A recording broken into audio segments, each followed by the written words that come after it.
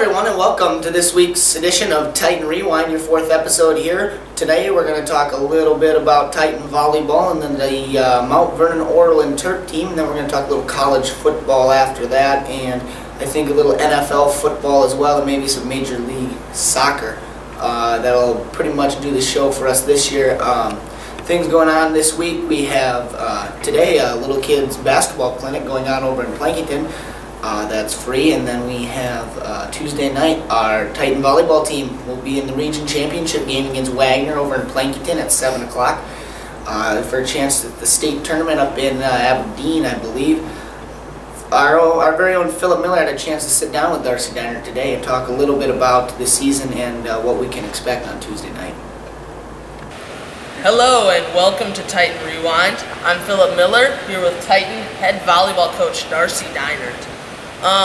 Deinert has led the Titans to a 23-4 regular season record and to the region championship game. So, Darcy, what were your expectations for this team coming into the season? Well, last year we finished at about 500. We were 14-14, and we were looking at improving our record, trying to play a little bit more cohesively. We did do a lot of work last season working on the fundamentals and getting our defense down, and this year that was a big key for us. So it's been a very good season. You've been through the rankings. You finished first in your region. What has been the most memorable moment of this season? I think a lot of the moments sometimes come in practice where the girls are getting those aha moments, we call them as teachers, and they look at you and go, now I get it. So those are the fun things, and just seeing the girls getting along so well and getting together. So, who has been the emotional leader of the team? Who's been like the real voice in the locker room to push the girls through victories? I think we're a pretty quiet team overall, but on the court you're going to notice that Jasmine does a lot of the pumping up, getting excited, especially in her face. So it really leads the team. So what exactly can we expect on Tuesday night? What type of team is Wagner? Wagner's very fundamental. They do a lot of things well. They are probably a mirror of us as far as hitting goes. They have as many hitters as we do. I think the last time we played, it was momentum swings within every 2 or 3 points, so it was really back and forth. So expecting a lot of momentum swings, emotional, it's going to be battle. And what is like one thing that's made this team special? What has made them special? Because of the way they're starting to play together. They've stopped playing individually and started to play as a unit. Well, that's all the questions I have for you, and thank you for this thing. All right, after sitting down with Darcy Diner, we're going to talk a little bit about the game on Thursday night. The Titan volleyball team defeated the Parkston Trojans over in Plankington again for the third time this season. Callan Prangley had 36 digs to lead the team. Michaela Weiss had 30 assists and 18 digs. Megan Boltzma had 12 kills and 5 blocks. And Danny Stoltz, Jordan Achterberg, and Jasmine Wade all had 9 kills for the Titans. A pretty balanced attack, wouldn't you say, Bob? Yeah, all around the girls played really well. Kind of a little shaky there in the second set, and a little start the third set, but Darcy Diner rounded up the troops, and we came back and won the third set, so that was pretty good to see, and I'm pretty excited to see what the girls can do on Tuesday. Worth noting, the Titans took the game 3-1. They were down. They took the first set, lost the second set, and were down 10-1 in the third set before coming storming back and winning. Now they will face Wagner, as we said, in the region championship game for a state berth on the line. They played Wagner twice this year. Their 5-set match with them best of 3. Mount Vernon Plankington, went 2 Wagner and 1, and then lost to Wagner 2-0 in a tournament-style matchup in the SESD tournament. Mount Vernon won 25-23 and Wagner 15-25, lost that set, then lost again 21-25, but won the next two, 25-23 and 15-11. over in Parkson at the SESD tournament, lost both sets 25-21. Looking for a big win, as we said, this Tuesday night, and a chance to ultimately reach their goal of making the state tournament. Yeah, I know I've been talking to some of the girls throughout the year, and their main goal was to first get far in the region, but to also make the state tournament, which this year is up in Aberdeen. So the girls are pretty excited about that, and hopefully they can get the job done on Tuesday. Yeah, one thing that you saw Darcy say a lot in the interview was talking about the team coming together. It'll be really interesting to see if the team can come together, beat Wagner, and go to the glory that is the state tournament. The glory. And speaking of glory, the Mount Vernon Orland Terp team took the District 4B championship for the first time in many, many years here on Wednesday? Was it Yes, sir. Wednesday? Yes, it was. Wednesday, the Mount Vernon Orland Terp team went to Dakota Wesleyan University. They scored 36 out of a possible 42 points, kind of whooping up on their opponents, beating perennial powerhouse Plankington, who has won the last 6 years. I think, Bobby, you had some great individual success. Bobby placed, was it first in serious prose and second in oratory, as well as being on the Readers Theater team with a second place finish. Yeah, all in all, it was a pretty good day. Pretty excited to hear that before we actually started our last piece, the Reader's Theater, our coach, Karen Birch, said that we were beating Plank, so we kind of knew it was at stake, and to finally come out on top and win the district Orland Terp was pretty exciting. And nothing taken away from Plank, as Plank, coached by Kathy Albrecht, has got a great group of kids, and they've been good throughout the years, but it was pretty fun to kill the streak, as you could say. That's what made it a lot of what made it special is how good Plankington is and how well of a coached team they are. It was just special to be that good of a team. I think another thing that made it special is Mrs. Birch is in her first year. A lot of the Orland Terp team didn't know how that would go, but obviously she knows what she's doing. Other notables to pass along, Becca Glanzer finished first in her humorous piece, and her and I did a duet together, and we got second. Cassidy Poland placed first in poetry, and myself, I got fourth in serious plays, and our Readers Theater team consisting of me, Bobby, Phil, Haley Hinker, Aaron Denning, and Becca Glanzer got second to round out all the points. At this time, I think we're going to switch it over to some college football, I believe, right? Yeah. Hello and welcome back to Titan Rewind. I'm Philip Miller and this is Bobby Beach Pattison, and we're just going to talk a little about the college football for this weekend. So first we'll start with Thursday night. There are two huge games.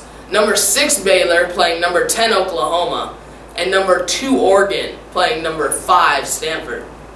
And Baylor reigned victorious over Oklahoma, just absolutely demolishing them, 41-12.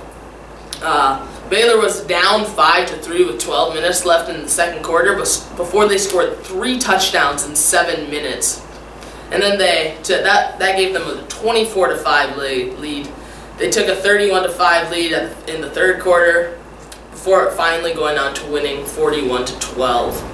For Baylor, Bryce Petty was 13 of 26 with 204 yards passing, 3 passing touchdowns. Also, he added 2 rushing touchdowns. Shock Linwood for the Bears ran for 182 yards, and Antoine Goodley had 6 catches for 80 yards and 2 touchdowns. For Oklahoma, Blake Bell went 15 of 35 for 150 yards with 1 touchdown and 2 interceptions. So, Bobby, is Baylor a legitimate threat to go to the national championship? I don't think we're going to put them in the national championship contention yet, just because we have the powerhouses in the SEC like Alabama, LSU, different teams like that, but then again in Texas A&M, and then you also have some Big Ten and Pac-12 teams and stuff like that too. But Baylor, if they're not either leading or they're tied for all offensive rankings in the Division I college football, so they're a very good offensive team. It's going to be interesting to see coming down the stretch if their defense can hold up, because the Bears are a pretty good contention, so it's going to be fun to see how they finish up the season. Yeah, I'd say, with all the craziness, Oregon losing on Thursday night helped them. They're going to need to see Florida State and Ohio State lose if they want to jump them, I'm thinking. So they're going to have to win out and have some things go good for them. And then in the other big game of the night, number 5 Stanford defeated number 2 Oregon 26-20.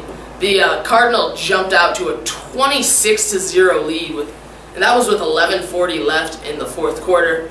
Oregon quickly mounted a comeback with a pass to Marcus Mariota to make it 26-7.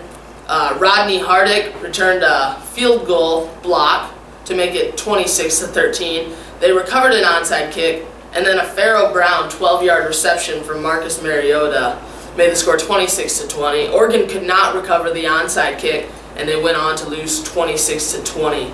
So, Bobby, was it surprising to you that Oregon couldn't put many points on the board? They didn't score until the fourth quarter. I did watch the game. I was surprised that they weren't the usual Oregon self, but then again, you got to give a lot of credit to the Stanford offensive and defensive line.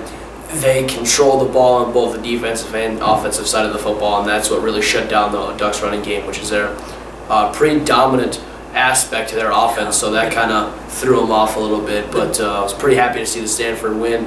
Oregon is still a great team, and I think they can still make the Rose Bowl if they win out. Yeah, the Ducks, Bobby talked about their running game struggling. They had 24 carries on the night as a team for only 62 yards.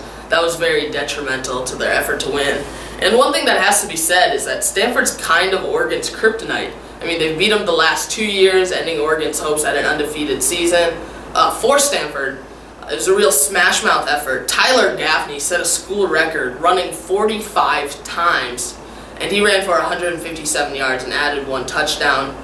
Kevin Hogan was 7 for 13 throwing with 103 passing yards. And Jordan Williamson, Stanford's kicker, made 4 field goals.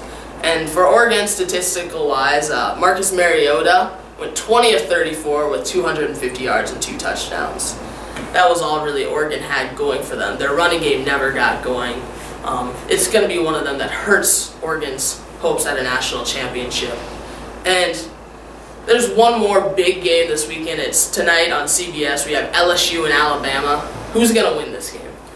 Well, I think the Tigers are going to have to go to Tuscaloosa. I think that's a very hostile and difficult environment coming out with a win. But as you saw, Johnny Football could do it as he did that last year. But I think the defensive threat of the Crimson Tide is just too much for Mettenberger and the LSU Tigers. And I think Alabama comes out with a 42-17 win tonight. Yeah, one thing that has to be said is since Saban has come to Alabama, LSU and Alabama have split their games. They played 6 times. LSU's won 3 times. Alabama's won 3 times.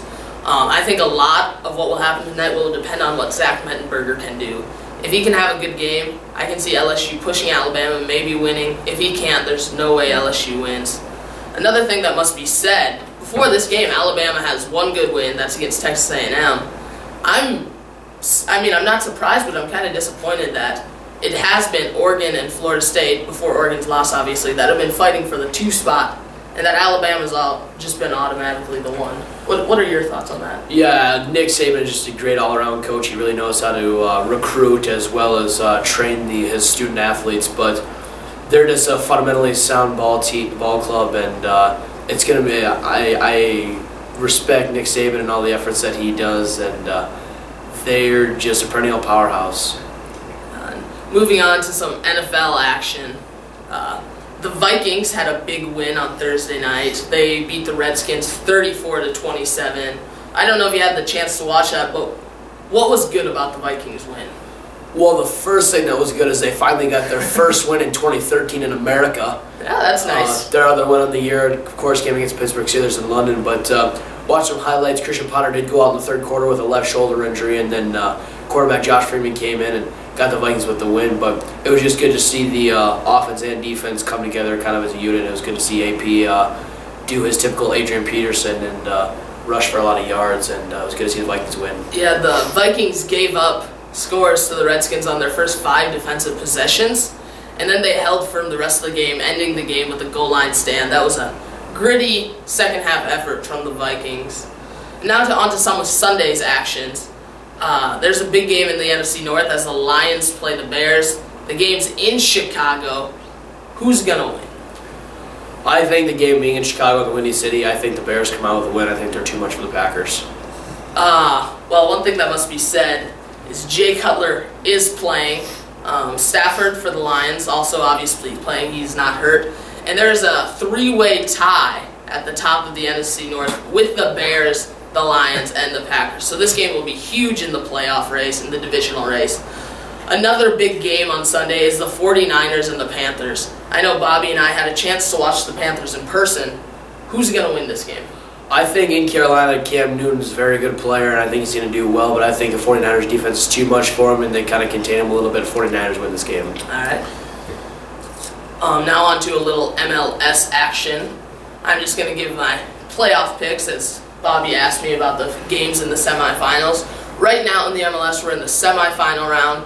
Real Salt Lake is playing Portland Timbers in the Western Conference, and the Houston Dynamo is playing Sporting Kansas City in the Eastern Conference. All right, first of all, Phil, who you got between Portland and Real Salt Lake? Well, Portland's been the best team all year. They finished first in the West. They took down their arch rival in the quarterfinals, Seattle. They won that series 5-3 overall, winning the first game 2-1, the second game 3-2. I know I picked against Portland when they when they played Seattle. I'm not going to do that again. Portland looks really good behind Darlington Nagbe, Will Johnson. I see Portland winning. They're going to make it to the championship. All right, and the next game is the Houston Dynamo versus Sporting Kansas City. And Phil, I know that a couple years ago you got to see Sporting Kansas City live in action. How do they look, and who do you think is going to win this matchup? Well, I did go to a Sporting Kansas City game, and that year their playoff run was ended by the Houston Dynamo, and that was 2 years ago. Last year, their playoff end was ended by the Houston Dynamo. So Houston Dynamo have kind of been the end of the season for Sporting Kansas City. Houston Dynamo have made it to the last two MLS Cups, but I don't see them making it this year. Sporting Kansas City is going to win. They have a great home crowd. They have Aurelien Colleen and Matt Beasler are two of the best defenders in the MLS.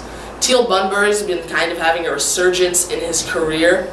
And obviously, Graham Zusi, he's one of the best players in MLS, probably the best creative midfielder in the MLS. So, Phil, you got Portland, Sporting Kansas City in the finals. Who you got? Well, this game will be in Portland. Actually, I'm not sure how the seeding format works because Sporting Kansas City had more regular season points than Portland, but Portland finished higher in the West. So if the game is in Sporting Kansas City, there's a chance I might go and get some exclusive footage, but in this game, I have Sporting Kansas City if it is in Kansas City, and I have the Timbers if it's in Portland.